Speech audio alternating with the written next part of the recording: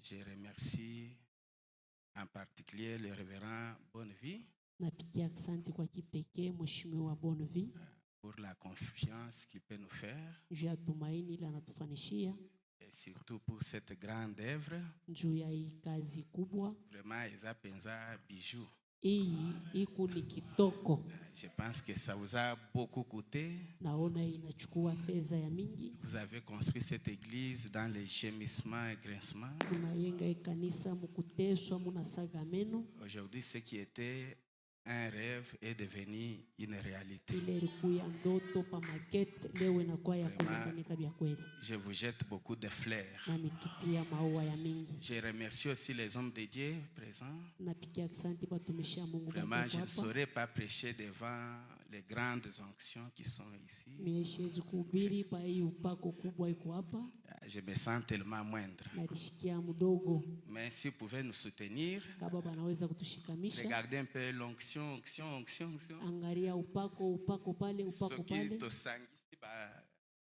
Moto kama tunachanga ile moto yote vraiment ekoki kosala eloko ya malonga ici. Itezi kufanya kitu cha mafaa hapa.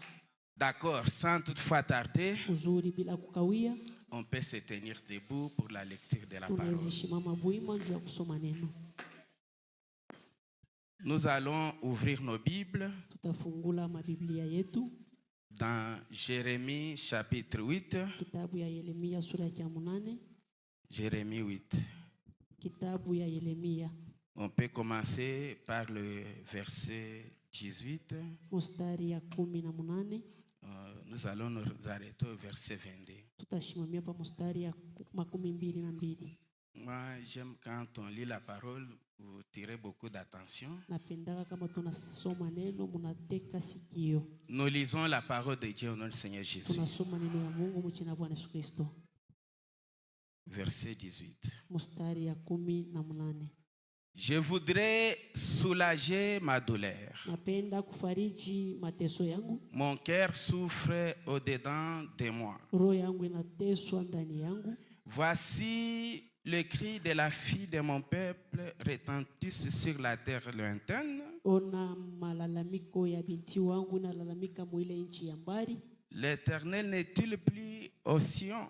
Eti wa milele ashina tena musioni? N'a-t-elle plus son roi au milieu d'elle? Eti ana tena na mfalme mkatikati yabo? Pourquoi m'ont-ils hérité par leurs images taillées? Juu nini bana nishirikisha na ile mapicha bana chonga? Par les idoles étrangères. Na masanamu ya kigeni. La moisson est passée. Ile kuvuna kusha kupita. L'été est fini. Ukipwa kinaisha. Et nous ne sommes pas sauvés. Na bashie atokolewe. Je suis brisé par la douleur de la fille de mon peuple. Navunjikwa na mateso ya je suis dans la tristesse. Niko muzuni. L'épouvante m'a saisi. Boka bunanishika.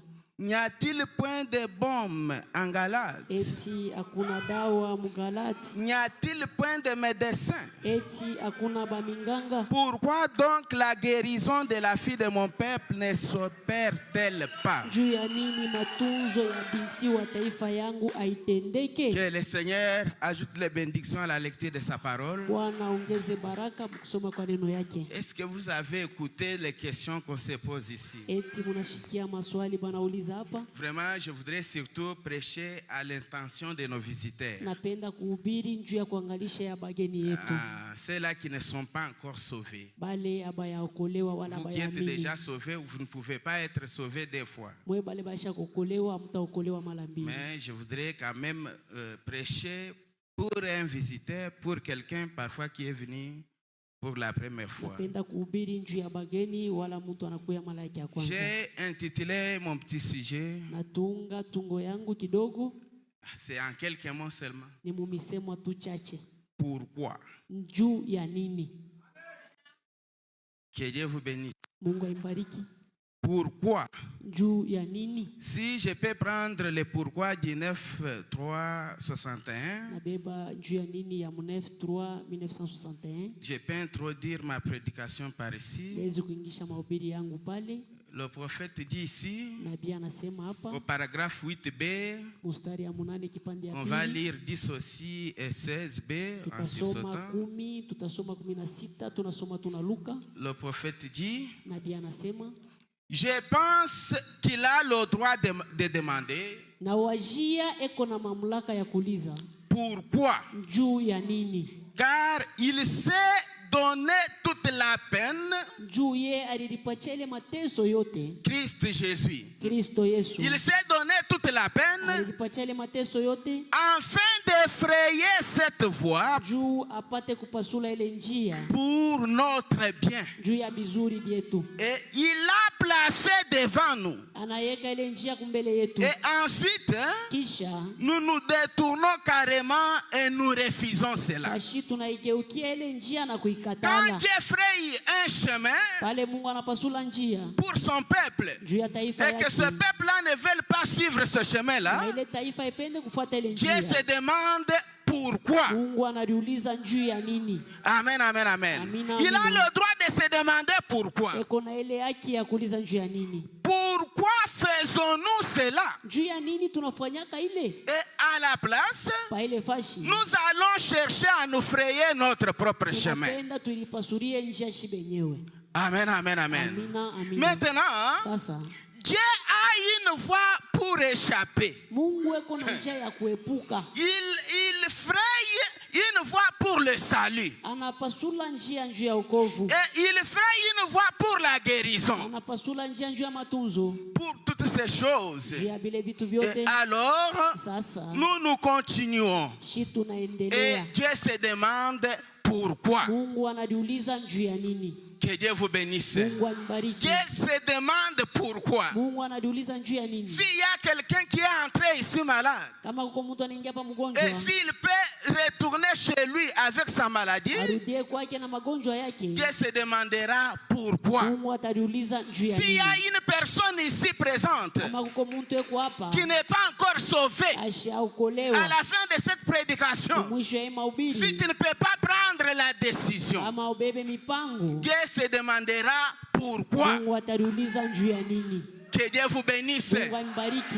Dieu se demandera pourquoi. Et vous qui êtes déjà dans le message, 10 ans, 20 ans, Dieu nous demandera au jour du jugement, pourquoi vous n'avez-vous pas reçu le Saint-Esprit? Dieu te posera la question, tu avais cru le message, mais pourquoi tu n'avais pas reçu le Saint-Esprit?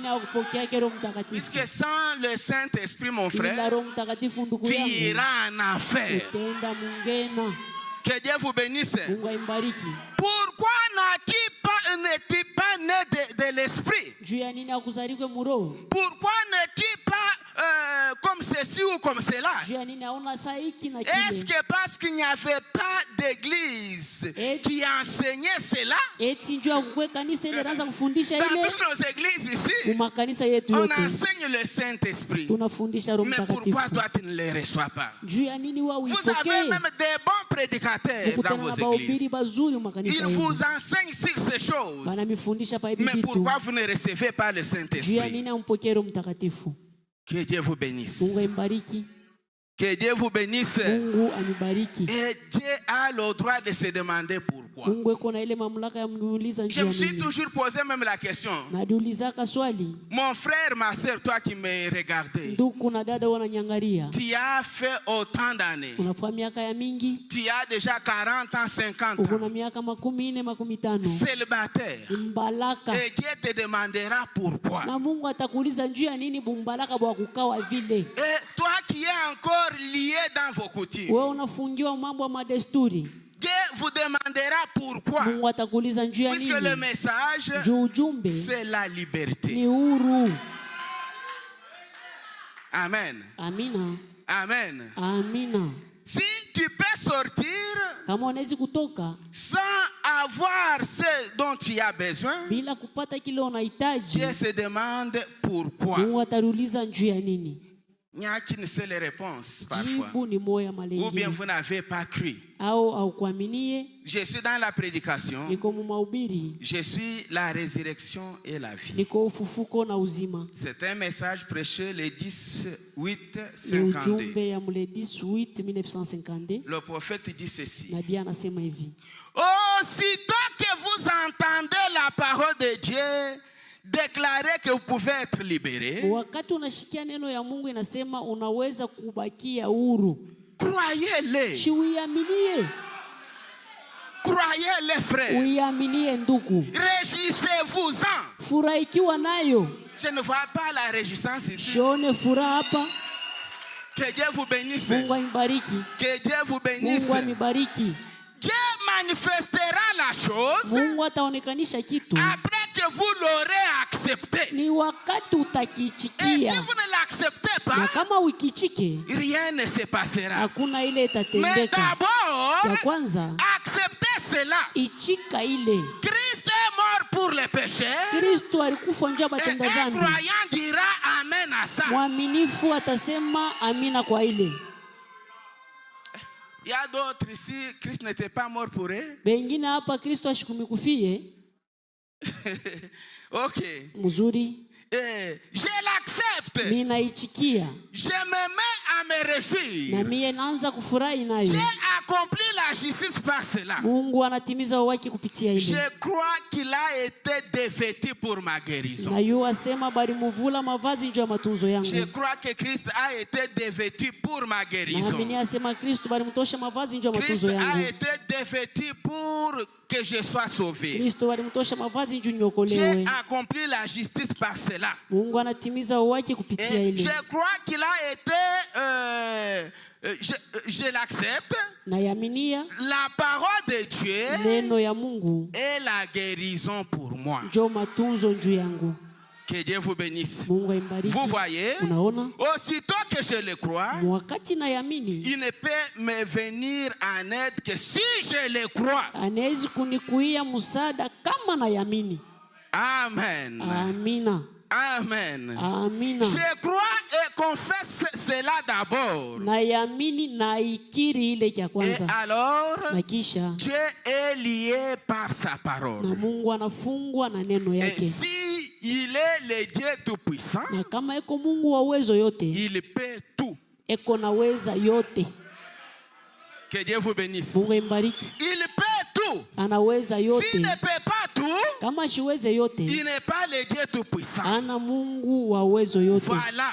Remarquez quel genre de garçon ce devrait être. Quel genre de personne.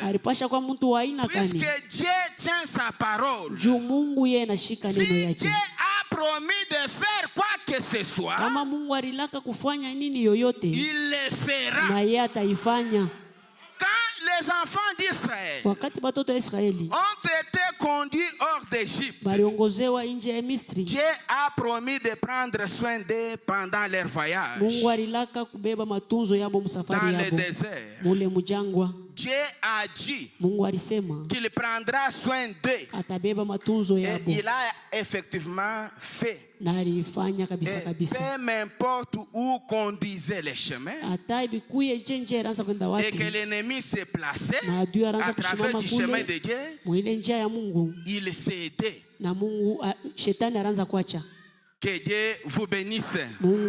Même ce soir, il doit s'aider. Il doit s'aider. Je peux les voir arriver à la mer Rouge. Dieu a tracé son plan. Le chemin par où il allait les conduire. Ils sont allés tout droit jusqu'à la mer Rouge. Il n'y avait aucun moyen de traverser. Voilà, l'armée de Pharaon était ici. Les montagnes de côté. L'armée de Pharaon ici. La mer Rouge devant. Mais Moïse leva les mains. Le psaume 72 dit que Dieu a regardé en bas. Et il vit ce chemin qui traversait les fonds de la mer. Anaona ile njia inatambuka mubahari. Que Dieu vous bénisse. Mungu ambariki. Que Dieu vous bénisse. Mungu amibariki. Je sens encore beaucoup de lourdeur ici. Nashikia tena bujito bwa mingi hapa. Branham me dit que Branham anasema quelle que soit ta difficulté, hata kama matatizo yako quel que kuje, soit le moment que vous traversez, hata wakati ya nguvu unapitisha, là où vous ne pouvez plus faire quelque chose, pala hauwezi tena kufanya mais il kitu, y a un Dieu tout puissant uko Mungu wa uwezo qui yote, peut regarder par son œil anaweza kuangalia na richo et yake, il saura par où tu peux t'en sortir. na anayua wapi atakuongoza utoke mwile Que magumu. Dieu bénisse l'église. Mungu abariki kanisa. Nzamba pambola bino. Mungu amibariki. J'ai trouvé le révérend qui vous lisait une écriture là très claire. Nilipata mheshimiwa na soma andiko Je suis moja arrivé en retard puisqu'il y avait beaucoup d'embouteillages. Nafika nyuma njukuruku ya magari L'écriture ya qu'on vous a barabara. lu dans Andiko ile la vision de balisomea Patmos. mu onyo ya kisanga Patemosa. Je peux lire cela. Na mimi nezi kuisoma. Batu bazoye bate. Bantu abayui. J'ai trouvé que les gens étaient là calmes, ne Naona comprenaient bantu beko pale kimya abaelewe rien. kitu. Bien qu'on peut parler de guérison, Hata tunaweza kusema matunzo na bingine. mais nous devons aussi parler de troisième poule. Tunapasha kusema juu ya Pour uvuto ya tatu. attraper les gros poissons, Juu ya frère. tubambe bimba samaki binene banduku. Amen, amen, amen. Amina, Et amina. avec ça, Na ile on se sent bien. tunalishikia mzuri. L'écriture qu'on vous lisait ici, Ile andiko baranza kumisomea hapa. laissez-moi vous le lire encore. Mwache nisome mara ya pili. Je pense que c'est dans l'île de Patmos, Na wajia la mkisanga vision de Patemosa. Patmos, Mu onyo ya kisanga Patemosa. paragraphe 264. Mstari yake ya 264. Moi, j'ai lu seulement le paragraphe 264. Mina soma 262. Le prophète Branham me dit, Nabii Branham anasema Jésus en mourant à la croix, Yesu mkufa kumsalaba il a ôté tout obstacle devant les hommes. alitosha bizuizo vyote C'est mbele qu'il ya n'y a watu. pas d'obstacle pour nous. Hakuna bizuizo njuu yetu. L'homme n'est pas n'importe qui. Muntu ana muntu Que yoyote. Dieu vous bénisse. Mungu amibariki. L'homme, Muntu c'est un homme de ni circonstances. muntu wa matokeo. Vous avez toujours déclaré, Unekalaka munasema oh Dieu, c'est un Dieu de circonstances. Mungu ni Mungu wa matokeo. Mais laissez-moi changer le langage. Mwache nibadilishe misemo C'est leo. l'homme qui est circonstant. Kwa matovile C'est l'homme qui est le maître des muntu circonstances. njo mwalimu wa matokeo L'homme yoyote. n'est pas n'importe qui. Muntu ana muntu L'homme, yoyote. c'est un Dieu. Muntu ni Mungu.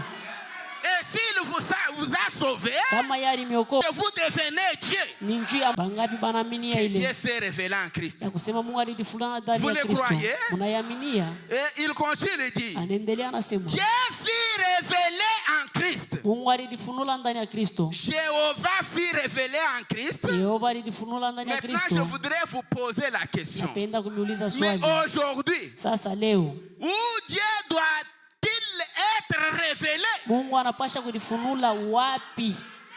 Amen. Amina. Et si vous comprenez ça, Kama munaelewa hii, vous n'allez pas sortir avec votre problème. hautatoka na mambo yako. Puisque quand on vous prêche Dieu guérit, Kama bana nubiri Mungu Dieu fait anatunza, sauve. Mungu anafanyaka Les hivi. gens s'imaginent les dieux là qui Bantu sont. bena diwajia Vous Mungu wa pensez que Dieu mukichwa. descendra du ciel Unadiwajia Mungu ashuke pour kumbingu vous sauver? njoo akokowe.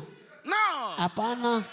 Dieu a son adresse fixe Mungu eko aujourd'hui. na anwani yake ya Et si kujulikanika. vous voulez avoir ce Dieu, Kama unapenda kuona ule Mungu, cherchez-lui dans son adresse présente. umutafute mwanwani yake ya Vous leo. aurez la solution à vos problèmes. Utapata jibu kwa mambo yako. Que Dieu bénisse Life Tabernacle. Mungu abariki Life Où Maskani. Dieu va-t-il se révéler aujourd'hui? Mungu atenda kulifunula wapi leo? Le prophète répond, Nabii anajibu dans son église, ndani ya kanisa yake, parmi son peuple, katikati ya taifa yake. Dieu en nous. Mungu ndani yetu. Que Dieu vous bénisse. Mungu aimbariki. Dieu en nous. Mungu ndani yetu. Le même esprit, Roho moya moya, les mêmes œuvres, matendo moya moya. Alléluia. Haleluya. la même manifestation, Kuonekanika kumoya la kumoya, même puissance, uwezo moya la moya, même démonstration kuonekanika kumoya kumoya. Oui, frère. Ndio banduku. S'il ne peut pas le faire comme cela, kama hawezi kuifanya vile, il ne restera pas Dieu. hata bakia tena Mungu. Que Dieu bénisse l'église. Mungu abariki kanisa. La même manifestation. Kuonekanika kumoya kumoya. Le même amour. Mapendo moya moya. Le même pardon. Musama moya moya. La même longanimité. Ile kulefusha ya moyo. La même bonté. Wema bumoya bumoya. La même patience. Kuvumilia kumoya La kumoya. même paix. Salama moya moya. La même miséricorde. Ile huruma ya mingi. Tout ce qui était en Christ. Vyote vile vilikuwa ndani ya Kristo. Et dans l'église. Biko ndani ya kanisa. Haleluya. Oui, frère. Ndio banduku. Tout ce qui était en Christ. Vyote vilikuwa ndani ya Kristo. Et dans l'église Biko ndani ya kanisa leo. Même ce soir ici. Hata magharibi. Mais pourquoi les gens ne peuvent pas croire ça? Sasa njia nini bantu hawezi kuamini hii? Mimi naendelea. Souvenez-vous. Kumbukeni. Gardez ceci à l'esprit. Muchunge hii mu maro yenu. Tout ce que Dieu était. Kile kyote Mungu alikuyaka. Il a déversé en Christ. Alibimwanga ndani ya Kristo. Tout ce que Dieu était. Kile kyote Mungu alikuyaka.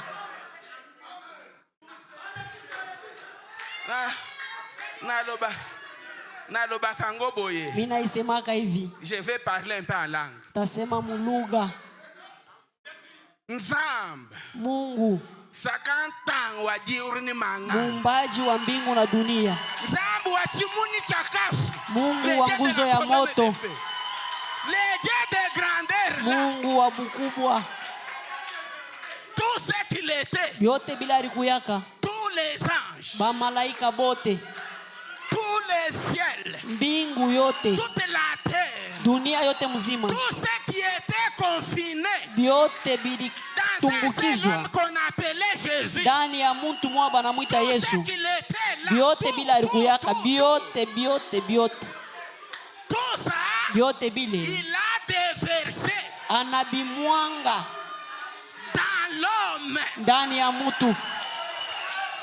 Je voudrais déclarer. Napenda kusema. Aujourd'hui. Leo. Le Dieu que je vous prêche. Mungu ninamhubiri. N'est pas au ciel. Ana tena kumbingu. Dieu est sur la terre. Mungu eko pa dunia. Le trône est sur la terre. Kiti ya enzi iko pa dunia. Dieu est ici présent. Mungu eko hapa tayari. Alléluia. Alléluia. Alléluia. Alléluia. Oui, frère. Ndio banduku. Oui. Ndio. Quand Dieu est sur la terre. Kama Mungu eko pa dunia. Tout est possible. Biote binawezekanika. Même les anges. Hata ba malaika. Sont ici sur beko hapa pa dunia. Le ciel. Mbingu. Et ici sur la terre. Iko hapa pa dunia. Mais pourquoi les gens ne peuvent pas croire cela? Jua nini bantu hawezi kuamini ile? Branham anasema. Si vous voulez aller au ciel. Kama mnapenda kwenda kumbingu. Vous devez croire Dieu dans la chair. Munapasha kuamini Mungu ndani ya mwili. Croire Dieu le Père. Kuamini Mungu Baba. C'est bien. Ni mzuri. Croire Dieu le Fils. Kuamini Mungu Mwana. C'est bien. Ni mzuri.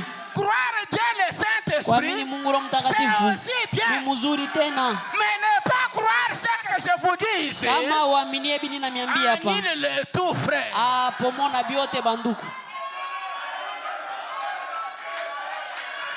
Je peux continuer d'abord? Nezi kuendelea mbele. Est-ce que je peux continuer? Nezi kuendelea. Oui. Souvenez-vous. Kumbukeni. Gardez ceci à l'esprit. Uchunge mu maro yenu. Tout ce qui était Dieu. Kyote kile Mungu alikuyaka. Il a déversé en Christ. Alimimwanga ndani ya Kristo. Il était la plénitude. Alikuwa utele. De la divinité corporelle. Ya Mungu ndani ya mwili. Et que ce que Christ était. Na kile Kristo alikuyaka. Il a déversé dans l'église. Anabimwanga ndani ya kanisa. Dieu au-dessus de nous. Mungu yulu yetu. Dieu avec nous. Mungu na sisi. Et Dieu en nous. Mungu ndani yetu. Amen. La Trinité de Dieu. Mungu butatu. Dieu manifesté de trois manières différentes. Mungu mwenye kuonekanika namna tatu ya kuachana. Père, Fils et Saint-Esprit. Baba, Mwana, Roho Mtakatifu. Je voudrais faire une déclaration. Napenda kusema ko. Il est le seul Dieu qui était dans le jour des dispensations du Père. Le croyez-vous? Il était Dieu dans le jour des dispensations du Fils. Et il est le Dieu dans le jour de la dispensation du Saint-Esprit. Le même Dieu.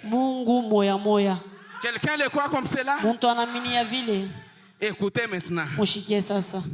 S'il y a quelqu'un qui est venu malade, soyez disposés. Vous verrez la puissance vivifiante ce soir. Je voudrais d'abord lire quelque chose pour appuyer ce que je viens de dire. Prenez questions et réponses sur les Hébreux. Troisième partie, c'est un message du 6-11-57. Pourquoi? Dieu a frayé un chemin pour vous. Pourquoi vous ne voulez pas l'accepter? Dieu a fait quelque chose de grandiose pour vous. Pourquoi vous ne voulez pas l'accepter? Jésus avait déclaré au paragraphe 633, 634. Il dit ceci.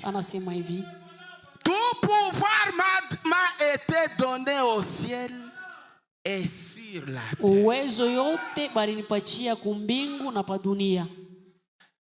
Tout pouvoir m'a été donné dans le ciel et sur la terre. Et allez, je serai avec vous. Tout ce que vous lierez sur la terre,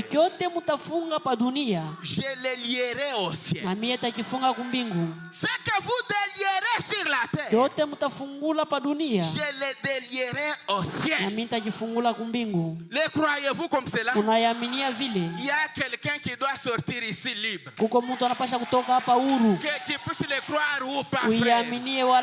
On doit le faire. Nous, les dieux de la terre. Que Dieu vous bénisse. Que Dieu vous bénisse. Oh, c'est la grande église. Et la sainte église pouvait seulement se rendre compte de la puissance qu'elle a pour faire ces choses. Vous avez le pouvoir de faire ces choses, mais vous ne vous rendez pas compte. Que Dieu vous bénisse. Vous ne vous rendez pas compte, frère. Mais il y a tant de doutes, il y a tant de peur, il y a tant de tremblements, il y a tant de questions pour savoir si ça va se faire ou pas. Est-ce que Dieu peut? Ça c'est toi. Pas celui qui est devant vous ici. Vous savez, avec ça, ce que je suis en train de vous lire ici, je suis en train de nager dans un domaine que je connais bien. Que Dieu vous bénisse. Que Dieu vous bénisse. Je ne prêche pas sur les 70 semaines de Daniel. Pour que je puisse regarder mes références, est-ce que j'ai bien placé l'écriture ou pas?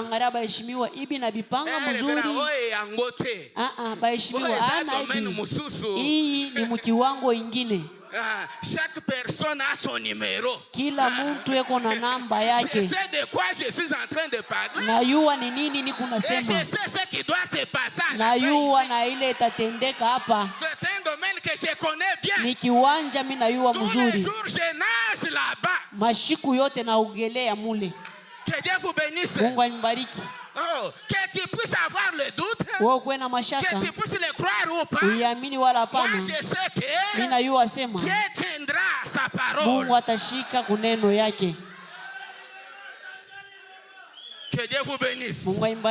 Que Dieu vous bénisse. Tant que cela existe, est-ce que cela pourrait avoir lieu tant que cela existe. L'église ne pourra jamais se tenir debout. Que Dieu vous bénisse. Tant que le doute existe, tant que la peur existe, l'église ne se tiendra jamais debout. Malgré les bons bâtiments que vous pouvez bâtir.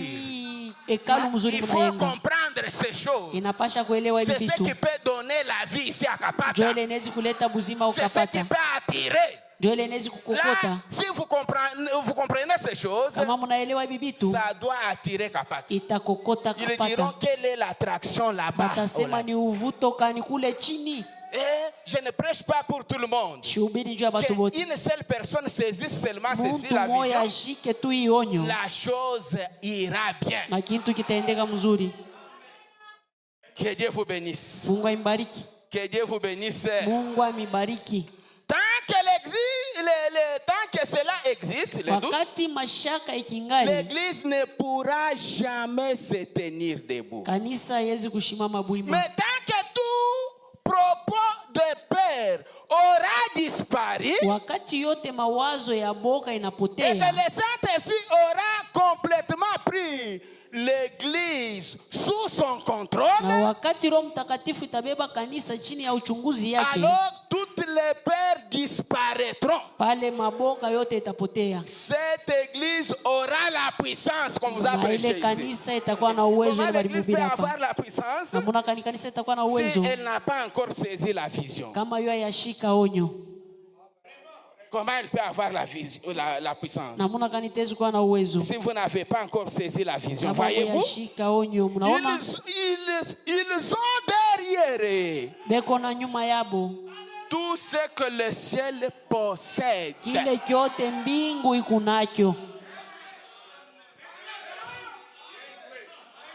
L'église a derrière elle tout ce que Dieu possède. Voilà le problème avec l'église. C'est ça que les gens ne comprennent pas. Tout ce que le ciel possède, ils sont les ambassadeurs du trône. Que Dieu vous bénisse.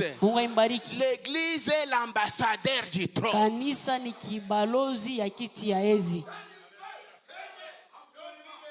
Est-ce que vous pouvez accepter? Vous allez avaler ça? Vous savez qu'aujourd'hui c'est l'homme qui gouverne.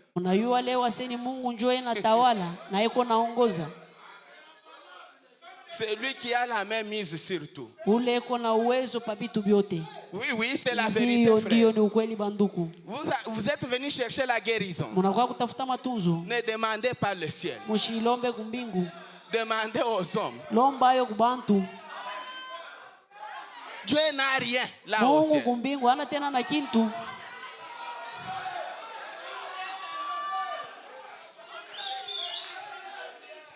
Bon, je lis d'abord. Un ambassadeur de Christ a l'autorité. Et tout ce que Christ possède appartient à cet ambassadeur. Alléluia. Alléluia. Il a dit, allez par tout le monde. Vous serez mes témoins. Après que le Saint-Esprit sera venu sur vous. Qu'est-ce qu'un témoin? C'est un ambassadeur. Il a pour mission d'aller et de témoigner de quelque chose. De témoigner de quelque chose. Tu ne peux pas témoigner de ce que tu n'as pas. Oui, frère. Si vous voulez l'expérimenter ce soir, vous allez le demander. Ce que nous possédons, c'est ce que nous allons donner à vous. Que Dieu vous bénisse. N'importe quel, nous allons vous les donner. Parfois, il y a un stérile ici. Ne pleure plus. Kolela lisusu Ushirie tena. J'ai toujours pris Dieu au mot. Mina bebaka Mungu misemo. Je prendrai à témoin. Tamibeba mweya baba shuda muna nyangaria. Na batumishi ya Mungu hapa beko hapa. Ce que j'ai, kile niko nacho, je vais te le donner au nom de Jésus. Takupatia acho mjina Yesu Kristo. Ne cherchez pas loin. Ushikitafute mbali.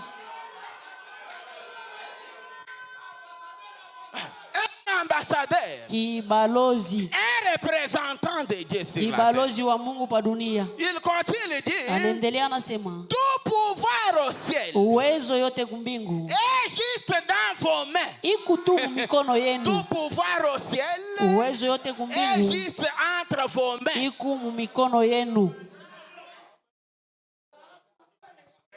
Tout pouvoir au ciel, uwezo yote kumbingu, est juste entre les mains de l'église. iko mikono ya kanisa. Les gens qui sont remplis du Saint-Esprit. Bantu benye kujaziwa na Roho On vous prêche Mtakatifu. ici sur le Saint-Esprit. Baraza kumhubiri hapa pa Roho Mtakatifu. Quelqu'un qui a le Saint-Esprit, Muntu ule na Roho Mtakatifu c'est un chef, ni sultani, c'est un commandant. ni kamanda, Tout lui obéit. biote binamutii. Quand tu es un chef, Kama uko quand tu sultani, arrives dans une entreprise, unafika vous mkampuni, verrez les célibataires unaona bale faire bachini comme yako ça. banapika saluti. Et ce soir ici, Na hii magharibi, milimu nyonso ezali kotungisa bino. mampepo yote na miangaisha Doit fraîchir inapasha kutwanga magoti devant nous ce soir. kumbele yetu imagharibi. Quel que soit l'esprit. Hata ile roho ikwe aje. Nous autres ici, quand on prêche comme ça, Shibe ingine kama tunahubiri je ne hivi, peux plus voir quoi que ce soit. siwezi kuona tena nini ingine. Je voudrais que, Napenda à sema la fin de la prédication ici, kumwisho ya mahubiri huku, que le cortège de Jésus ile mkusanyiko ya Yesu puisse passer dans les bancs là ipite mubibasa pour donner des solutions. juu ya kuleta majibu. Si vous voyez le cortège, si Munayua tu sais arriver, ile nkunji sa Kisekedi kama inakuya, même Fifi Masuka, quand il hata passe, Fifi Masuka inapita, quand il est en train de passer, kama yeye inapita, et qu'il y a des gens qui le saluent, uko bantu bena il mpepea, peut y avoir un cri kunawezi kwa malalamiko qui peut moya l'attirer. ile inawezi Vous pouvez kumuvuta. voir le président de la République Unaona rais wa ou le nchi gouverneur de la wala province liwali wa arrêter son province cortège anashimamisha nkunji et yake, faire un geste. anafanya kwa alama Des fois, tu fulani. as besoin. Wewe unahitaji nini? Moi, chef, Niye mkubwa, et niye il te mkubwa, l'accorde. anakupatia Passe ile. devant mon bureau, Pita kwa ofisi tu yangu, auras tout. utapata vyote. Et ce soir ici, Na hii magharibi, le cortège de Jésus ile passera. nkunji ya Yesu itapita. Que Dieu vous bénisse. Mungu ambariki, Que Dieu vous bénisse. Mungu amibariki, Que Dieu vous bénisse. Mungu amibariki, Que Dieu vous bénisse. Mungu amibariki. Que Dieu vous bénisse. Mungu amibariki. Je voudrais que le cortège puisse passer. Napenda ile nkunji ipite. On m'a accordé 1 heure. Parfois 1 heure c'est beaucoup. Bananipatia saa moja, saa zingine saa moja ni ya mingi. Nous, biso tote aka 1 heure te parfois. Bashie saa moja, saa zingine tuyubiri yake. Je voudrais que le cortège de mon Dieu puisse passer. Napenda nkunji ya Mungu wangu ipite. Regardez, Mwangalie. pendant que le cortège passera, Wakati ile nkunji itapita, écoutez ce qui doit se passer. mushikie ile itapitikanika. Ça, c'est une expérience de tous les jours. Hii ni kuishi kupima ya kila siku. Le fondement fondamental Musingi ya musingi pour la foi. juu ya imani. Paragraphe 28. Mustari yake ya 28. Branham dit, Branham anasema, j'ai vu des gens niliona batu qui n'étaient même pas venus pour recevoir la guérison, abakukuya tanjo ya kupokea matunzo, qui étaient assis simplement là, baruka benye kuikala tu pale, qui retournaient à la maison après s'être soumis au Saint-Esprit, banarudia kunyumba kisha kuti kwa Roho puis Mtakatifu, retournaient à la maison parfaitement guéris. na banarudia kunyumba benye Y kutunziwa a-t-il quelqu'un kabisa. qui doit recevoir sa guérison? Kuko mtu anaweza kupokea matunzo yake, Soyez guéris au nom de Jésus-Christ. mutunziwe mujina Yesu Kristo. Si vous le croyez, Kama munayaminia, vous n'allez pas retourner tel que vous êtes centré. amutarudia vile muringia. puis retourner parfaitement guéri. Sans se rendre compte. Le Saint-Esprit est celui qui guérit. Quelqu'un le croit comme cela? Le Saint-Esprit est ici ce soir pour donner l'énergie à chaque vie. Pour tout faire. Eh bien, vous voyez quelle est la base de la guérison divine? Nous allons devoir conclure parce que le temps ne nous permet pas. Mais je voudrais déclarer ceci. Or, il y a quelque chose qui ne va pas. Alors, au commencement, Dieu vous a créé pour être maître des circonstances.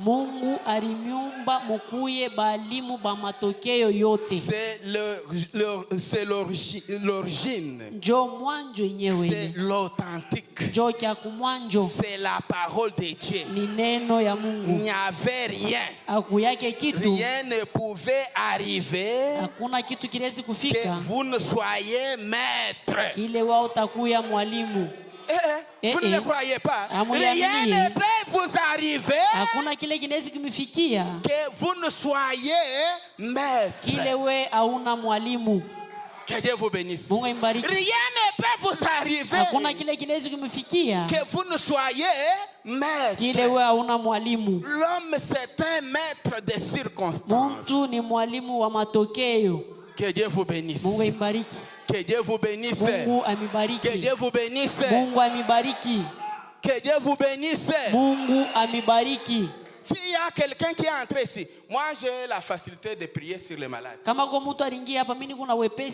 prêche pas pour vous les gens du message. Je prêche pour un invité. Si tu as ton problème, tu dois seulement passer ici. Moi je vais prier pour toi. Et tu retourneras chez toi avec la guérison. Amen, amen. Amen, amen. Amen, amen. Amen, amen. Cortège de Jésus. Une autre déclaration.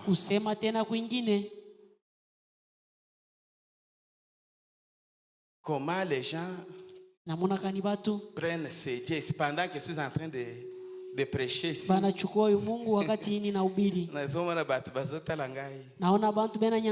Sur ta parole, Seigneur. Paragraphe 5 mars 48. Il dit ceci. Beaucoup de gens s'attendent.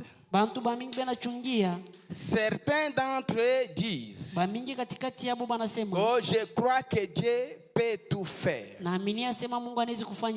Même n'importe qui a le bon sens sait que Dieu peut tout faire. S'il ne peut pas tout faire, il n'est pas Dieu le Tout-Puissant. Mais s'il est le Dieu Tout-Puissant, il peut tout faire. Par conséquent, le problème avec les gens ce soir,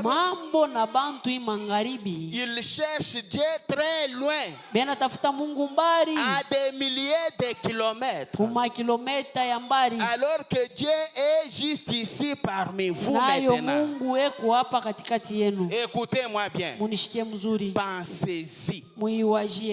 Celui que vous aimez, celui que vous servez, est ici. Il prononce ses paroles. Là où 2 ou 3 sont rassemblés à mon nom, je serai au milieu d'eux. C'est que Dieu n'est pas loin. Dieu est ici. Je pensais que je devrais venir. Parfois, il y a un ivrogne. Je voudrais maintenant te parler. Je ne dois plus lire. Je commence maintenant à évangéliser. Oui, oui. Ndio. Parfois, il y a un ivrogne ici. Je voudrais te donner un témoignage.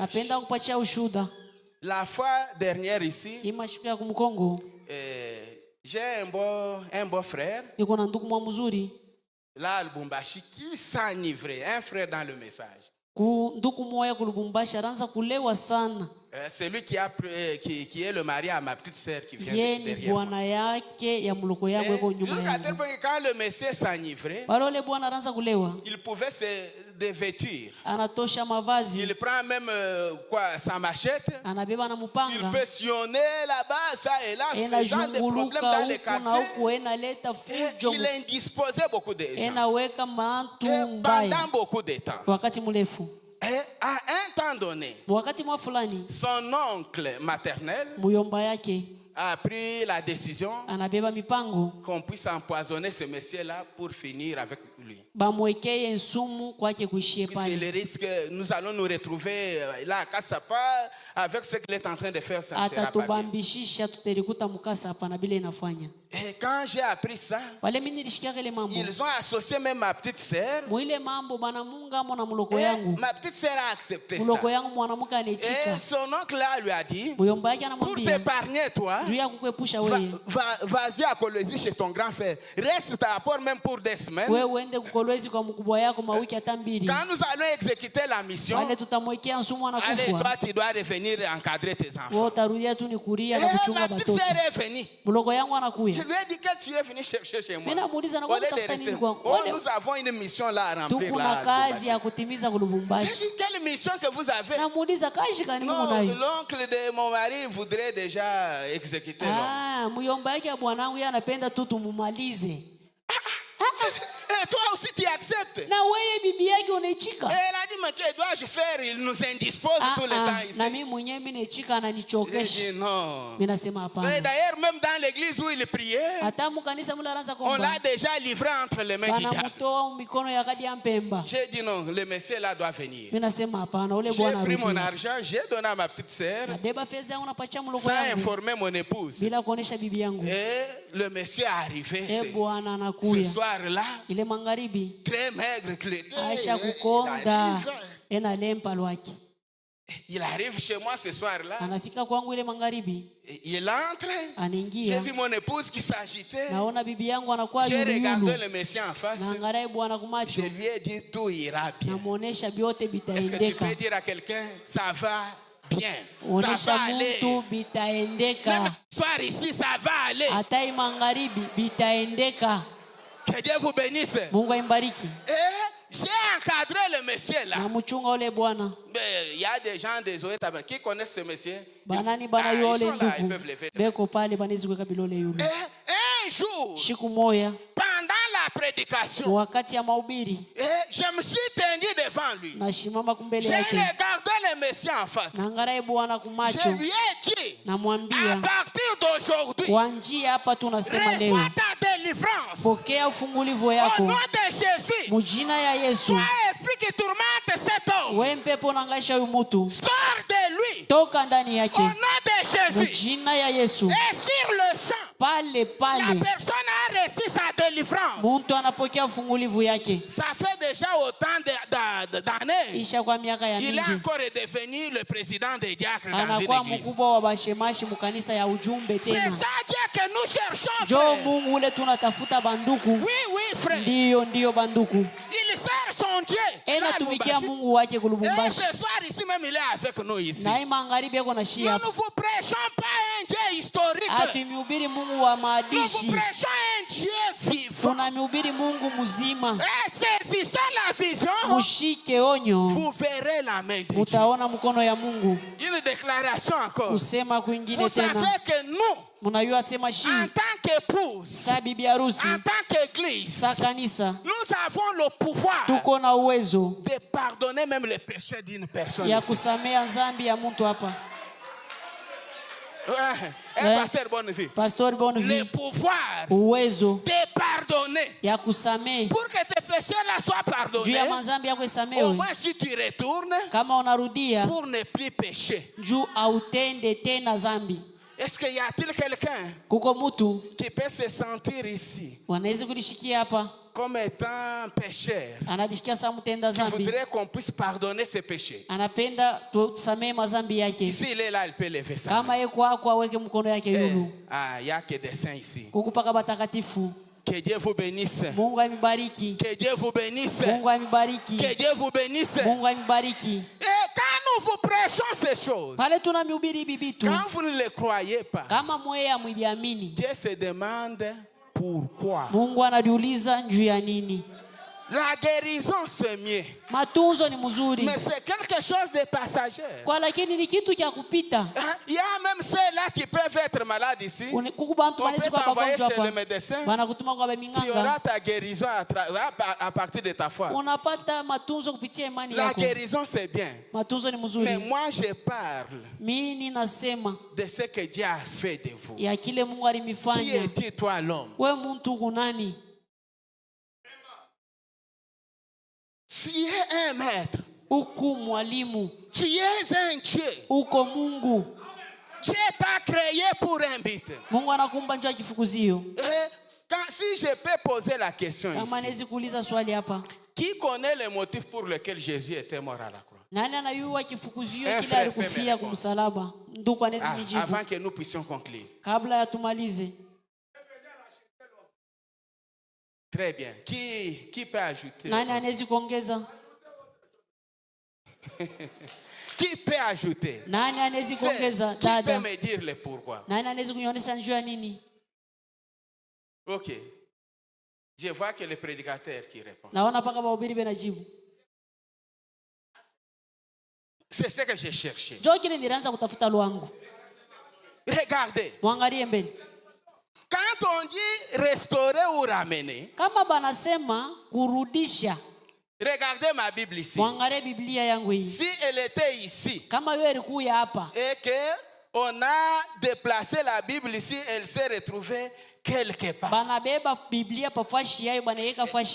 Si on voudrait ramener ici, il faut ramener la même Bible. Pas remplacer une autre. Si on peut prendre cette Bible qui est à côté ici, la ramener à sa place du commencement, c'est ça la restauration. C'est ce que Jésus est venu faire. L'homme était tombé. L'homme qui était le maître des circonstances. Regardez, la terre ici, c'est l'empire de l'homme. Que Dieu vous bénisse. Que Dieu vous bénisse. Que Dieu vous bénisse. Je l'ai toujours dit. Si Dieu peut régner, qu'il règne là-bas au ciel. Mais ici, c'est moi. Est-ce que quelqu'un peut dire c'est moi ici? C'est moi. Si Dieu a quelque chose à faire, il est censé passer par moi. En tant que son ambassadeur. Pour demander les rapports. C'est lui qui règne ici. Ce n'est pas Dieu. C'est l'homme que je suis. Et quand je me trouve dans mon bain, personne ne peut me bousculer. C'est pourquoi le diable n'a pas le droit de te bousculer, ma soeur. Que Dieu vous bénisse. Zamba pambo la bino. Zamba pambo la bino. Et je commence maintenant à déclarer. Branham dit, où la Bible déclare, tout lié, où foulerez les plantes de vos pieds. Je vous accorderai ce lieu en possession. Et ce soir ici, mes pieds sont ici. Je piétine tout problème qui n'a jamais trouvé solution. Que cela puisse trouver la solution. Au nom de Jésus-Christ. Amen, amen, amen, amen. N'importe quel kifungo chochote qu'on t'a déjà mis ile baisha kukuweka ce soir ici, hii magharibi je te rends libre na kuacha huru au nom de Jésus-Christ. mujina ya Yesu Kristo, Au nom de Jésus. mujina ya Yesu, Au nom de Jésus. mujina ya Yesu. Nasiri saka prédication na ngai. Namalizaka mahubiri yangu Na nani ya Lazare. naishaka mahubiri yangu na hadishi ya Lazaro. J'ai toujours aimé ça. Naipendaka sana hii. Toi Lazare d'aujourd'hui. We Lazaro wa leo. Suis-moi alors que je termine. Unifuate hapa ninamaliza. Je me souviens. Nakumbuka ce jour-là. ile shiku Lazare. L'ami fidèle de Jésus. Rafiki wa biakweli wa Yesu. Il se mourait. Aranzaka kufwa. L'ami, vous savez, je l'avais déclaré ici. Rafiki nilisemaka tena hapa. Lisez-moi dans la Bible. Munisomee mu Biblia. Jésus n'avait pas un endroit. Yesu ashuku yake nafasi. Il n'avait pas une maison où il ashuku yake habitait. na nyumba mula anaanza Mais la kukalaka. Bible le déclare Biblia inaisema que Jésus ya kusema Yesu restait chez Lazare. aranza kukalaka kwa Lazaro. Qui a déjà lu ça? Nani aisha kusomaka ile? Nde sika Yesu azalaki kofa. Jo kule Yesu aranza kukalaka. Chez Lazare, c'est là où il mangeait. Kuba Lazaro njo kule C'est là aranza où il kuliaka. passait sa vie. Jo kule aranza kuishi. Mais un des 4 matins, Siku moja asubuhi Jésus quitta Lazare. Yesu anamuondoka Lazaro. Si Jésus quitte votre maison, Kama Yesu anatoka mu nyumba yenu, attendez-vous à muchunge des tu ennuis. matatizo. Et Jésus est parti. Yesu anenda lwake. Lazare est resté tombé malade. Yesu Lazaro anabakia kugonjwa. Et quand Lazare est tombé malade, Wakati Lazaro on anagonjwa, a envoyé des messagers. banatuma Allez bajumbe chercher Jésus. bamutafute Yesu. Son ami Lazare est en train de mourir. Rafiki yake Lazaro anakufa. Jésus n'est pas venu. Yesu ashukurudi yake.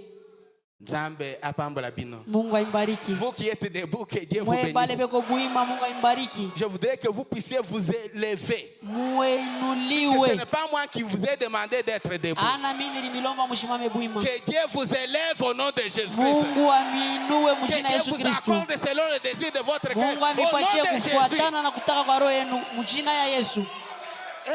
Quand Jésus était là, il a reçu la lettre. Yesu anapokea barua. Lazaro il a mis à côté. anaweka pembeni. Deuxième lettre. Ya pili à côté. anaweka Troisième pembeni. lettre. Ya tatu à côté. anaweka pembeni. Et à un temps donné, Wakati moya quand il a reçu la dernière lettre, anapokea barua ya mwisho. Seigneur Jésus, Bwana Yesu, Lazare, ton camarade, Lazaro rafiki yako est mort. anafariki. Nous l'avons enterré Tuisha kumuzika il y a 4 jours. mashiku ine napita. Jésus dit à ses disciples, Yesu anaambia wanafunzi bake, retournons maintenant. turudieni Là, sasa Béthanie, c'est le moment kule kubetani. Ni wakati pour que sasa nous ayons réveiller notre frère tuende Lazare tulamushe ndugu yetu Lazaro qui est en train de dormir. ule mwenye kulala. Parfois, ton problème Saa zingine mambo a yako pris des décennies et des isha décennies kukawa miaka na miaka sans la solution. bila jibu. Ce soir ici, Hii jioni je le crois de tout mon cœur. nayamini na roho yangu yote, Je peux voir commencer à prendre le contrôle. naanza sasa kubeba Tu ne uchunguzi. sortiras pas de cette salle Hautatoka mwi tel chumba que tu es entré de mpaka faire. vile uliingia nduku. Crois-moi sur ta parole. Unyamini kumisemwa Je vous yangu. dis, frère, Nasema ukweli, Jésus descendra. Yesu atashuka. Le char de Jésus, Ile son mpunda ya Yesu, cortège est sur le point maintenant de kunji passer. yake iko karibu na kupita. Alléluia. Haleluya. Et Jésus, Yesu quand il revenait avec ses disciples, pale narudia na banafunzi bake, j'ai toujours aimé Pierre. napendaka zaidi Petro. Pierre a dit à Jésus, Petro anambia Seigneur, Yesu, on doit Bwana, encore retourner là-bas. njoo nini turudie tena kule. Mais on avait voulu te lapider là-bas. Shibari tafuta kupika maibo Vous kule. pensez que cette possibilité-là, ils ont déjà écarté Wewe ça? unaona ile mambo ile isha kuisha ya maibo. Jésus a dit, Yesu anasema, je sais. mimi najua, Je sais. mimi najua, Je sais. najua. Jésus connaît. Yesu anajua.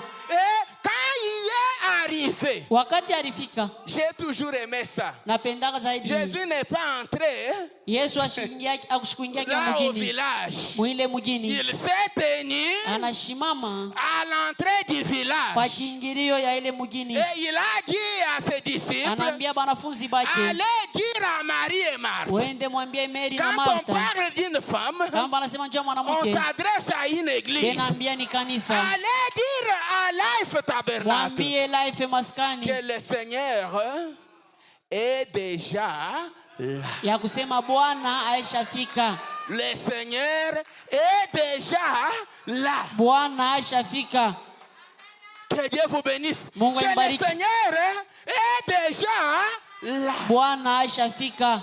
Et Marie, les disciples sont allés dire, Mary banafunzi wanaenda kumwambia, le Seigneur est déjà là. Bwana aishafika. Marie et Marthe, Mary na Marthe, ils se sont levés vite banalamuka haraka haraka et arrivés kufika devant le Seigneur Jésus-Christ. mbele ya Bwana Yesu Est-ce Kristo. que vous connaissez les paroles de Marie? Mnajua misemo ya Mary? Seigneur, Bwana, si tu étais ici, kama tu ulikuya hapa, notre frère Lazare ndugu yetu Lazaro ne serait pas mort. ashikupashe kufariki. Seigneur, Bwana, si tu étais ici, kama tu ulikuya hapa, nous, Life Tabernacle, shie life nous ne maskani, devrions pas nous retrouver dans cette situation. hatukupashe kulikuta mwi mambo.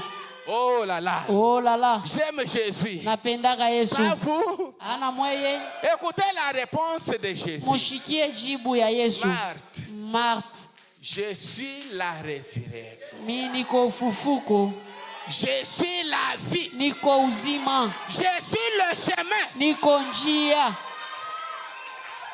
Je suis la vie. niko uzima, Je suis le chemin. niko njia, Je suis la vérité. niko ukweli. Si quelqu'un croit en moi, Kama mtu anaamini ndani même yangu, quand il sera mort, hata kama il anafariki, vivra n'ayant moi. kwa lakini ataishi.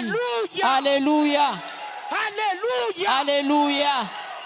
Si quelqu'un croit au Seigneur Jésus-Christ, Kama mtu anaamini kwa Bwana Yesu quelle Kristo, que soit sa situation, hata kama mambo yake kuje, cette situation-là ile mambo ile trouvera la solution. itapata jibu, La solution jibu immédiate. ya hapa sasa. Hapa Sasa.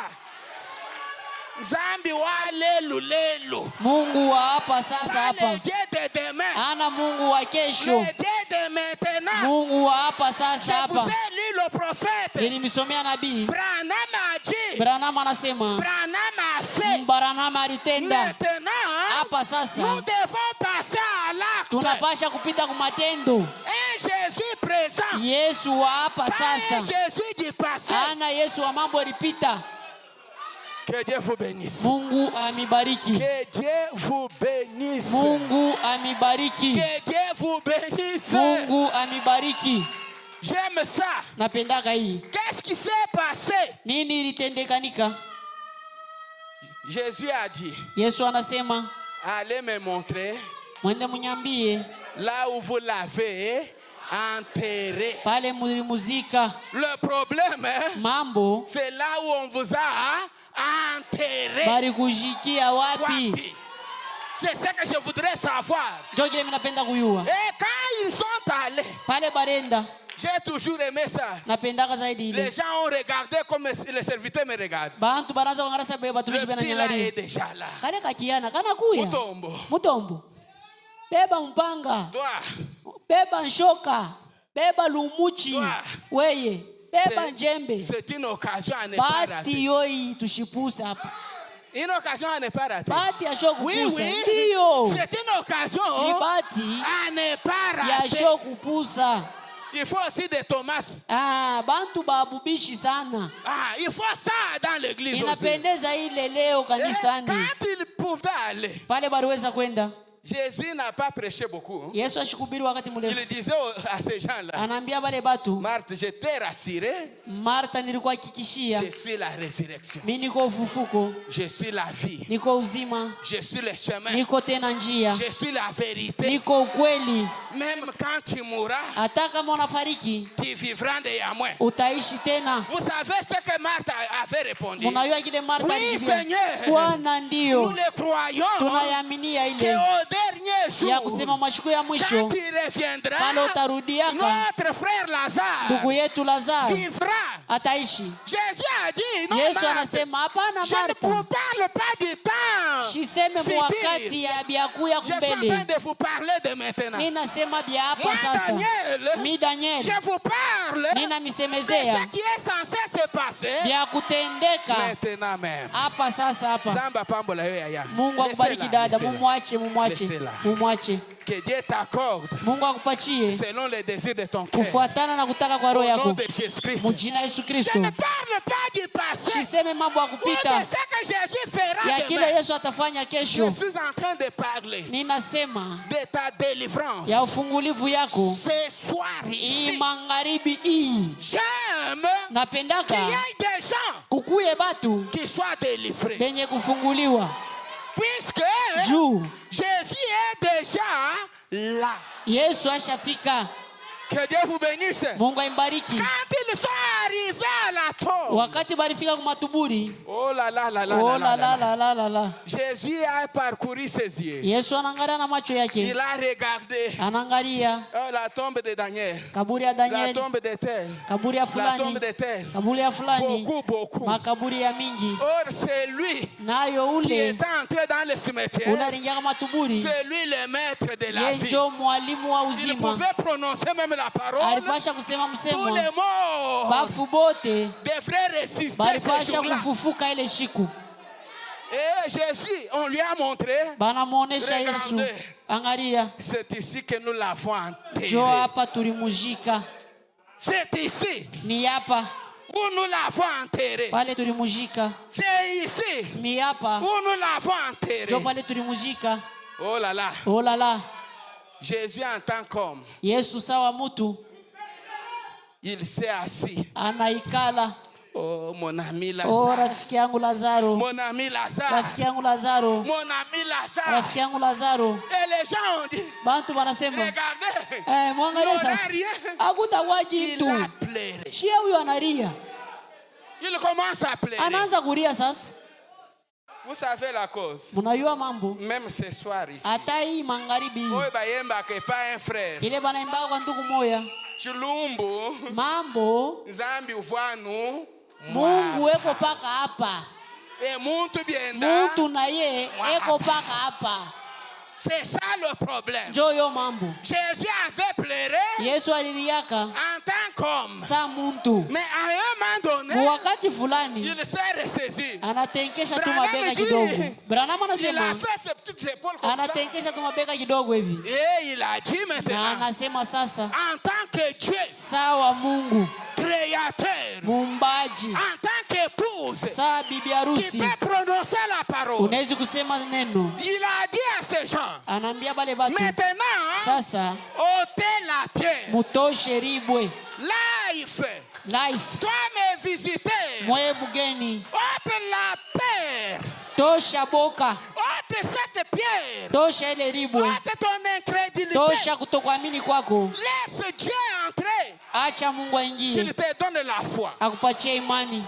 Que Dieu vous bénisse. Mungu aimbariki, Ôtez cette pierre. mutoshe ile ribwe. Et ils ont ôté la pierre. Banatosha ribwe. Et Jésus s'est tenu là. Yesu anashimama pale, Il n'a pas beaucoup parlé. ashikuseme ya mingi, Il a dit, Seigneur, anasema Bwana Père, Baba, qu'on sache que bayu asema c'est toi qui m'as ni envoyé. wewe ndio ulinituma. Et je le déclare ce soir. Na itangaza hii Qu'on magharibi, sache que bayu asema je suis ton serviteur. niko mtumishi wako. Regardez, Mwangalie mbele, j'ai vu ce Dieu niliona huyu Mungu ouvrir les yeux des aveugles kufungula macho ya bipofu par ce petit ministère. kupitia kahuduma kidogo Je haka, pense que les sœurs là peuvent être là. na wajabale badala wanaweza J'ai kuya hapa. vu ce Dieu Naona huyu Mungu ressusciter le mort kufufula bafu par ce petit ministère. kupitia kahuduma kadogo J'ai haka. vu Dieu. Niliona Mungu Je suis en train de vous prêcher huyu, ici. ninamhubiri hapa huyu, Bénir le champ, kubariki batu, guérir le malade. kutunza bagonjwa.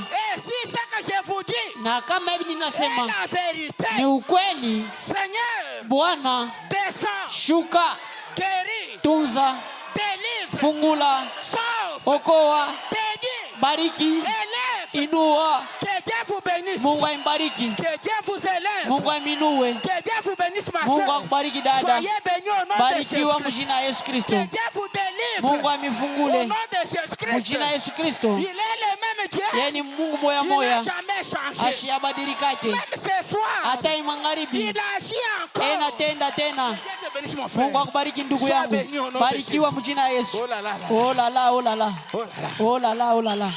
Même ce soir. Hata magharibi. Je prononce la bénédiction. Natangaza mabaraka. Je déclare ta délivrance. Natangaza fungulivu Sois yako. délivré. Funguliwa Au nom de Jésus. mjina ya Yesu. Soyez bénis, mes sœurs. Barikiwa badada. Soyez bénis, ma maman. Mubarikiwe mama. Sois bénis, ma maman. Barikiwa mama yangu. Recevez votre délivrance. Mupokee ufungulivu yenu. Recevez votre guérison. Mupokee matunzo Je yenu. peux faire quelque chose? Naweza kufanya kwa kitu Comme quoi? sawa nini? Demande-moi tout ce que tu veux. Lomba chote unapenda. Je vais te l'accorder. Takupatia nacho.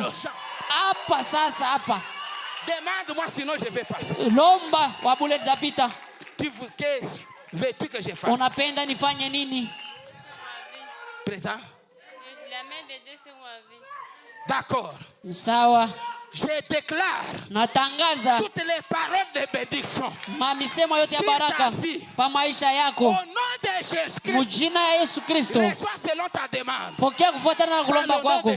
Mjina ya Yesu Kristo.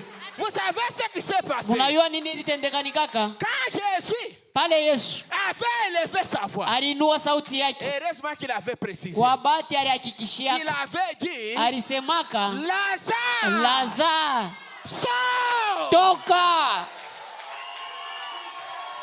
Je voudrais qu'il y ait un Lazare ici. Napenda ukuye Lazaro Qu'il hapa puisse sortir. apate kutoka. Lazare, Sors! toka. Et le prophète me dit Nabii ananiambia que la voix de la ni résurrection, kusema sauti ya ufufuko, cette puissance vivifiante, ile uwezo wa kurudisha uzima a parcouru les temps. ilitembea matuburi. Où est Lazare? Lazaro iko wapi? Où est Lazare? Lazaro iko wapi? Où est Lazare? Lazaro iko wapi? Où est Lazare? Lazaro iko wapi? Où est Lazare? Lazaro iko Que wapi? Dieu te bénisse, mon frère. Mungu akubariki ndugu. Où est ce Lazare? Lazaro ule iko wapi? Sors! Toka. Sortez de la tombe. Toka mkaburi. Sortez de la tombe. Toka mkaburi. Sors de ta difficulté. Toka matatizo Que yako. Dieu vous bénisse. Mungu aibariki. Soyez bénis, mes frères. Barikiwa banduku. Au nom de Jésus. Mjina Yesu Kristo. Lazare. Lazaro, Sors. toka. Mes frères et sœurs. Banduku na badada. Je vois maintenant sa présence. Naona wapo Je yake. vois le Dieu de la colonne de feu. Naona Mungu wa nguzo ya moto. En train de parcourir la salle. Enenda kutembea mchumba. C'est le moment Ni maintenant. wakati sasa. C'est ton heure. Ni saa yako C'est ta sasa. minute. Ni dakika C'est le yako. temps de la Ni bénédiction. wakati ya baraka. Soyez bénis. Mubarikiwe. Recevez vos bénédictions. Mupokee mabaraka yenu. Recevez votre délivrance. Mupokee ufungulivu yenu. Soyez guéris. Mutunziwe. Soyez délivrés. Mufunguliwe. Soyez élevés. Mwinuliwe. Au nom de Jésus. Mujina ya Yesu. Recevez vos bénédictions. Mupokee mabaraka yenu. Mujina ya Yesu. Oui. Ndiyo. Avec nos têtes inclinées. Na vichwa vyenye kuinamisha. Nos mains baissées. Mikono yenye kushushiwa. Nos yeux fermés. Macho ya kufunga. Nos cœurs ouverts vers Dieu. Mioyo yenye kufunguliwa kwa Mungu. Baissez d'abord vos mains. Mushushe mikono yenu. Je vois sa présence. Minaona wapo yake. Le Dieu de la colonne de feu Mungu wa nguzo ya moto. a sauvé, Anaokoa. a délivré, Anafungula. a guéri, Anatunza. a élevé. Anainua. Il est là présent. Eko hapa tayari. Il est là présent. Eko hapa tayari. Fermez vos yeux. Mufunge macho. Le ciel et la terre passeront. Mbingu na dunia bitapita. Mais la parole de Dieu ne passera jamais. Neno ya Mungu haitapita kamwe. Mon frère, Ndugu yangu, nous ne vous supplions pas. hatutamibembelesha. C'est ton heure. Ni saa yako. C'est ta minute. Ni dakika yako. Et Jésus peut se poser la Yesu question. anaweza kuuliza swali. Si tu n'es pas sauvé ce soir, Kama okolewe magharibi, il doit se demander pourquoi. atajiuliza juu ya nini? Tu n'as jamais pris l'engagement Au yabebaka mipango de marcher avec ce Dieu. ya kutembea na huyu Mungu. Si tu voudrais que tes péchés te soient pardonnés, kama unapenda dhambi yako isamewe, comme l'avait dit Pierre, sa vile Petro alisema, engagez-vous, beba mipango yenu, décidez-vous, mubebe mipango, prenez le baptême mubebe ubatizo au nom du Seigneur Jésus. mujina ya Bwana Yesu Kristo, Vous recevrez mutapokea le pardon de vos péchés. musamaha ya mazambi Et Dieu yenu, vous donnera un don du na Saint-Esprit. Mungu atampatia zawadi ya Roho Mtakatifu. Comment tu dois sortir de cet Namuna gani endroit utatoka pa ifashi après avoir écouté ça? kisha kushikia hii, Sortir tel que tu es entré. toka paka vile uliingia. Branham dit que Branham anasema si tu peux sortir kama unawezi kutoka sans être sauvé, bila kuokolewa, sans prendre l'engagement, bila kubeba mipango, cela ne t'engage que toi. ile mambo ni Le yako wewe problème mwenyewe, n'est pas de Dieu. mambo aina ya Mungu. Si tu peux sortir en ce Kama moment même, unawezi kutoka pa sans ifashi guérison, bila matunzo, ce n'est pas que Dieu ne guérit pas. haina sema Mungu Dieu ashitunze. est ici présent. Mungu yuko hapa tayari, C'est que c'est ton problème à toi. ni kusema ni mambo yako wewe mwenyewe. Si tu rates cette occasion, Kama unapusa ibati, Dieu te demandera. Mungu atakuuliza, Y a-t-il quelqu'un, eti kuko mtu avant que je puisse prier pour une personne, juu ya nipate kuombea qui mtu voudrait prendre son baptême au nom du Seigneur Jésus anapenda kubeba ubatizo yake mjina la Bwana Yesu pour la Kristo rémission de ses juu péchés? ya msamaha ya mazambi S'ils yake? sont là, ils peuvent lever la main. Kama beko yako baweke mikono yulu, Levez les mains. mweke mikono yulu, Levez les mains. mweke mikono yulu, Laissez-les d'abord. mwibache mbele, Levez les mains. mweke mikono yulu, Levez les mains. mweke mikono yulu. C'est lui qui te dit de ne pas lever la main. Ule na kuambia Ma sœur, usiweke, levez bien les mains. dada weka mkono yulu Avance vizuri. ici, ma sœur. Que Pita Dieu te kumbele bénisse. dada, Mungu akubariki. Avance. Pita kumbele, Avance. pita Le kumbele. frère là-bas, avance ici. Ndugu na wewe pita kumbele.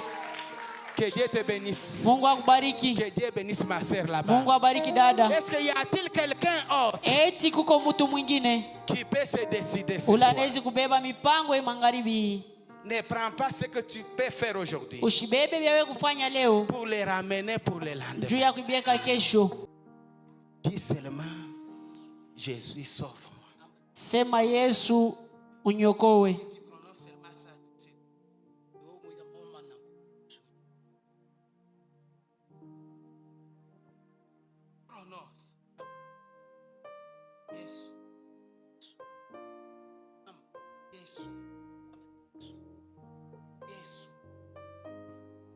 Prononce seulement là-bas. Sema tu neno.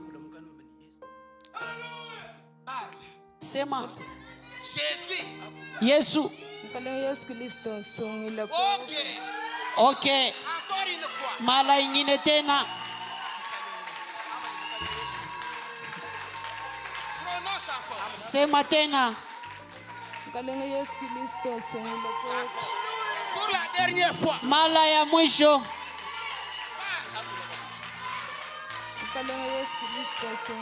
D'accord. Mzuri.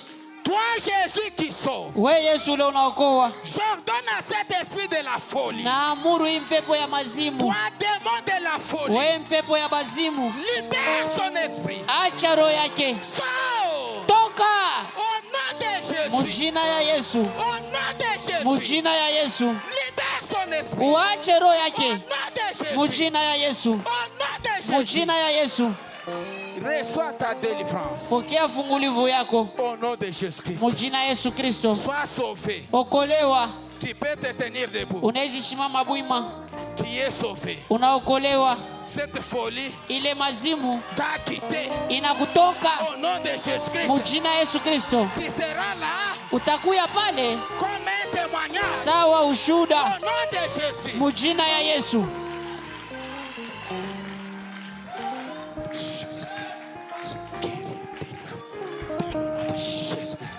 Que son esprit soit libéré dans le cachot où il s'est trouvé. Je proclame sa délivrance et sa guérison au nom de Jésus-Christ. Amen. Attends là pour ton baptême. Chunga pale Nous juu ya allons te batizo yako. baptiser bientôt là. Tutakubatiza hapa sasa hapa.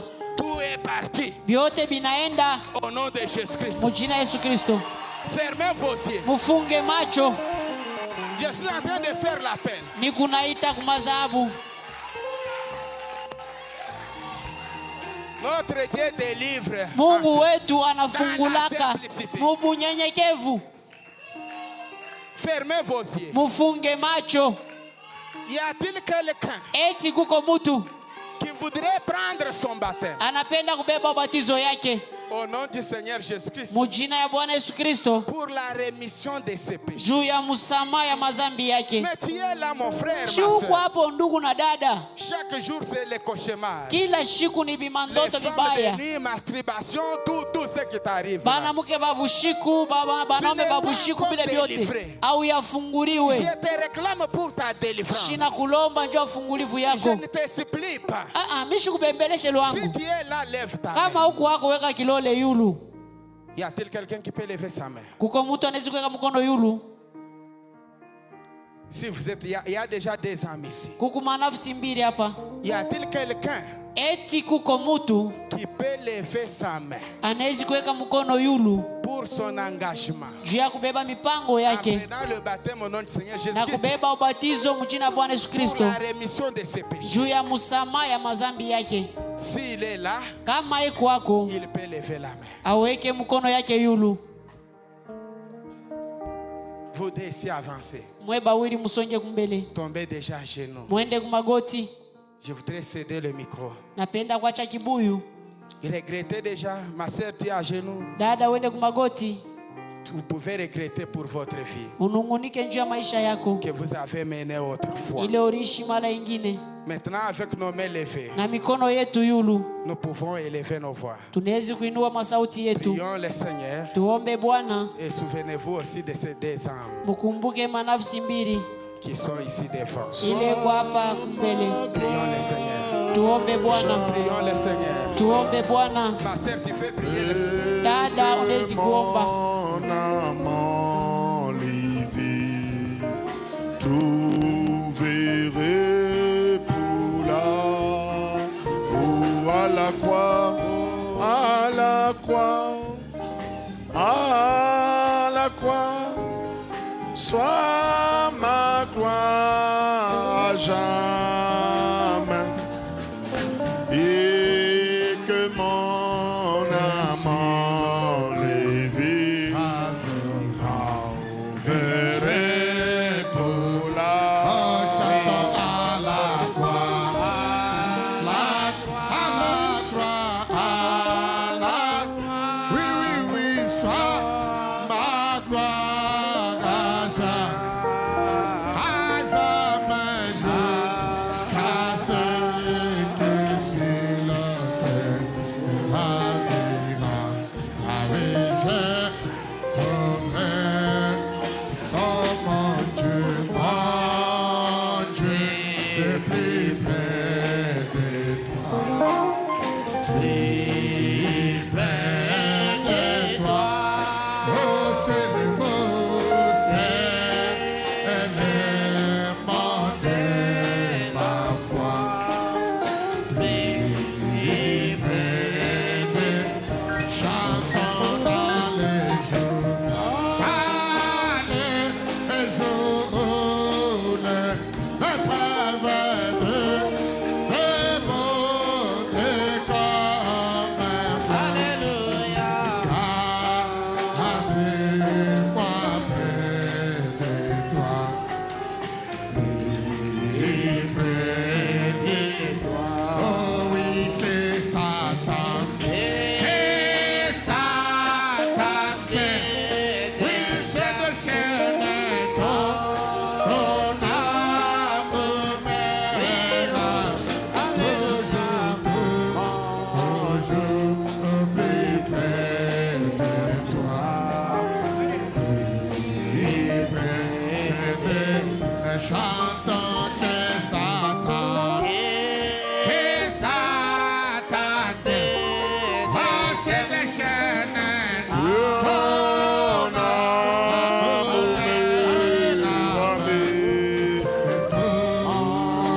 toujours plus près de toi, plus près de toi.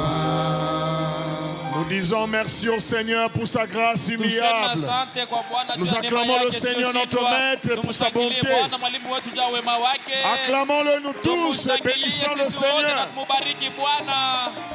Poussons des cris de joie. Il est le roi, le roi, le roi, le roi, le roi. Alléluia. Amina. Que le Seigneur vous bénisse. Bwana amebariki. C'est indépendamment de la volonté d'un humain, c'est la conduite du Saint-Esprit. Et quand cela se passe ainsi, nous laissons. Et ce samedi, tu n'auras pas un endroit où là tu vas aller. Alors nous sommes venus rendre gloire à Dieu. Est-ce que tu peux l'acclamer de tout ton cœur?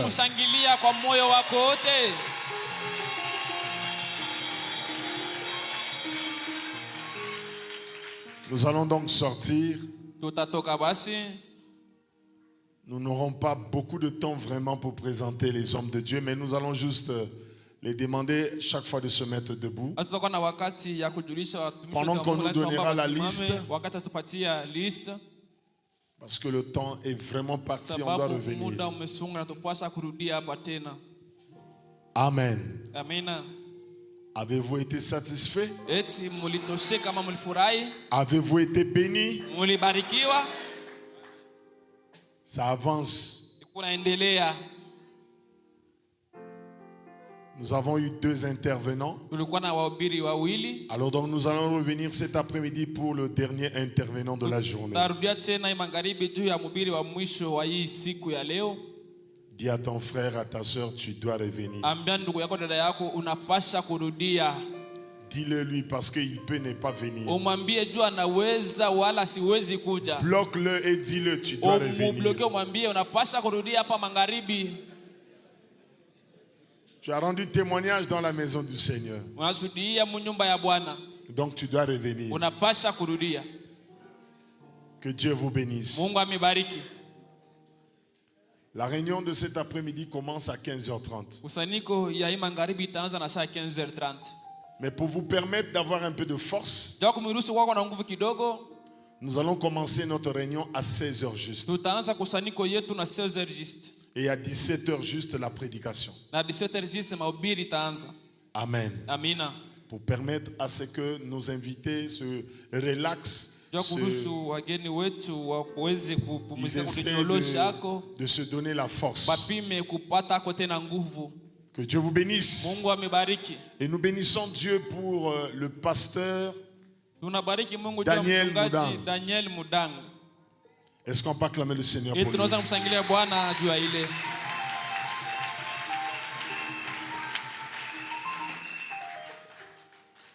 Très bien. On va prendre les offrandes pendant que on prend les noms des pasteurs. Chers pasteurs, en vos titres et qualités, vous nous pardonnez pour le temps.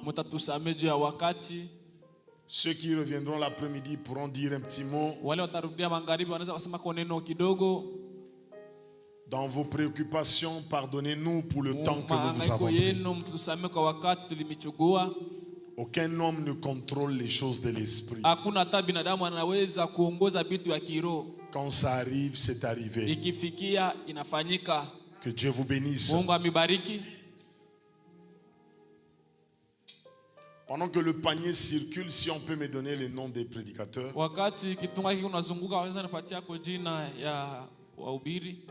Donc nous revenons à 16h juste, on commence.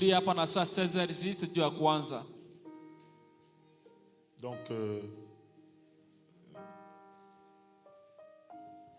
est-ce que vous aimez le Seigneur? Soyez bénis au nom de Jésus. Hier, aujourd'hui, on ne fait que nous bénir. Hein? Comme on dit à Lingala, au du mois pengenayo, au kotiba, mama pamboli nyonso na kati aussi au kangi yo wana otie na mu. Hein? Otie mois penge boye, ozongi ndaku na mapamboli boye. Ya minene wana. Narudia na mibaraka ya mingi ya minene. Zonga ndaku na yona mapamboli ebele. Rudia kunyumba na mibaraka ya mingi. Rentre chez toi avec de grandes bénédictions. Mibaraka kubwa. Tout ce qu'on prononce, yote banatangaza, captez cela et prenez. Uikamate na uichugue. Amen. Amina. Ok. Sawa. Je peux avoir la liste. Ceux-là qu'on n'a pas encore présentés. Bon, nous pouvons déjà nous tourner pour commencer à présenter les pasteurs.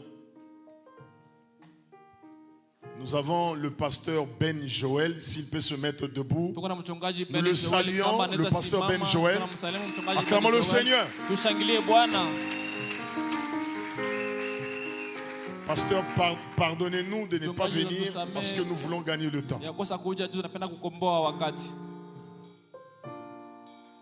Nous avons le pasteur Anaclé Mutombo, s'il peut se mettre debout. Nous acclamons le Seigneur pour le pasteur Anaclé. Nous avons le pasteur David, s'il peut se mettre debout. Nous acclamons le Seigneur.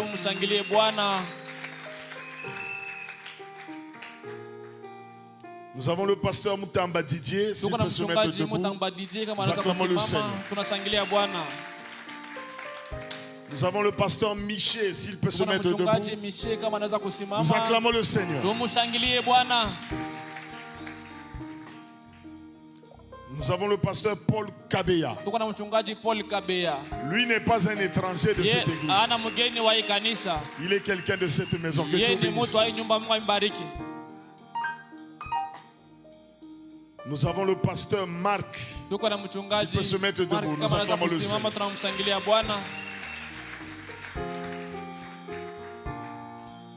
Nous avons le pasteur Blessing Élisée Kabo. S'il peut se mettre debout, nous acclamons le Seigneur. Nous avons le ministre Osé Mwenze. Nous acclamons le Seigneur. Nous avons le ministre Paul Yemwine. Nous acclamons le Seigneur.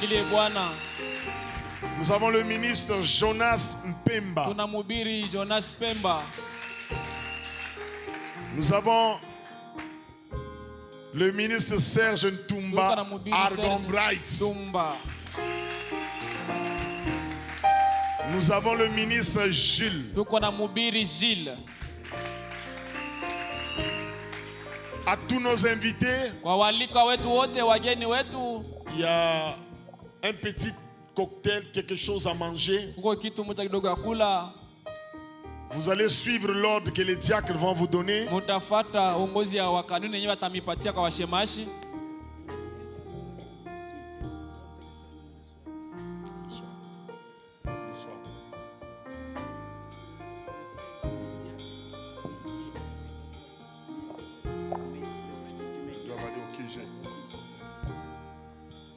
Amen. Amina. Tous nos invités, ne partez pas. On va vous montrer la route à suivre et vous allez aller vous désaltérer.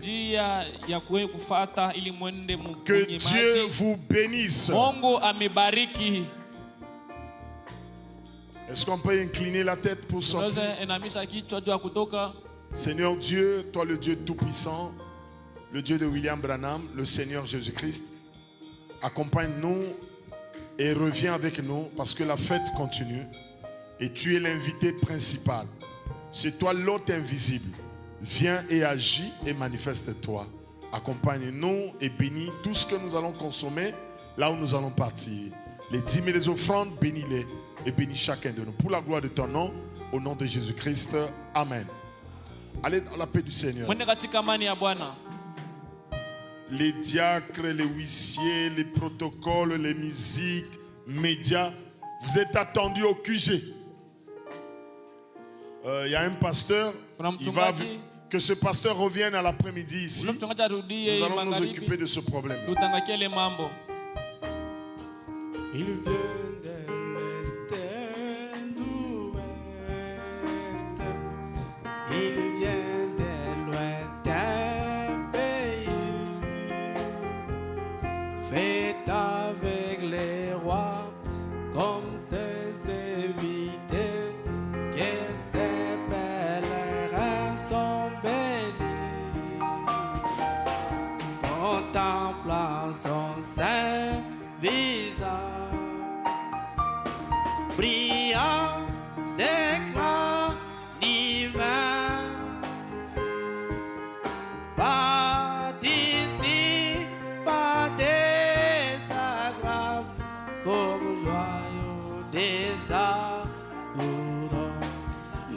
cœur est terré depuis que Jésus m'a libéré. Je ne porte plus les fardeaux des soucis, son jour est si doux pour moi. Mon âme était noire comme nuit, mais les ténèbres ont fui. Maintenant j'écris victoire, car Jésus m'a libéré. Mon cœur était noir comme nuit, mais Jésus m'a libéré. Je ne portais plus les fardeaux des soucis, son jour est